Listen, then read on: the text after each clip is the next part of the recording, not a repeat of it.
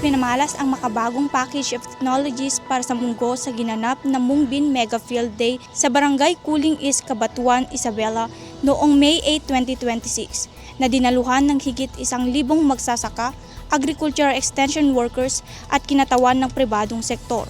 Layunin ng aktibidad na maipakilala ang mga teknolohiyang makakatulong sa pagpapataas ng lokal na produksyon ng munggo at pagpapalakas ng industriya nito sa bansa. Ibinida sa pamamagitan ng technology demonstration ng Department of Agriculture Regional Field Office 2 ang mga teknolohiya gaya ng Agri-N+, Keraginan at Combine Harvester na naglalayong mapataas ang lokal na produksyon ng munggo sa bansa. Binigyan din ni DA Undersecretary for High Value Crops Development Program, Yusek Sheryl Marie Natividad Caballero, ang mahalagang papel ng Region 2 sa produksyon ng munggo, lalong-lalo na sa butong pananim. Sa kasalukuyan, mayroong 15,685 hectares ng lupain ang natatamnan ng munggo sa rehiyon. Noong 2025, nagtala ang Region 2 ng 257% regional sufficiency sa munggo na may 9.9% contribution sa pambansang produksyon. Target naman ng DA na madagdagan pa ng 5,500 hectares pagsapit ng 2027 ang lawak na matatamnan ng munggo. Nakiisa ang Agriculture Training Institute Regional Training Center 2 sa naturang inisyatiba. Dumalo sina Vladimir B. Caligiran, OIC Assistant Center Director at Chief ng Information Services Section at Nomi O. Valdez, focal person ng High Value Crops Development Program. Sa kasalukuyan, ang ATI-RTC2, katuwang ang DARFE2 at BPI-NSQCS ay nagsasagawa ng mga pagsasanay para sa mga Mungbin seed growers. Para sa Balitang ATI-2, ako si Jennifer Inay,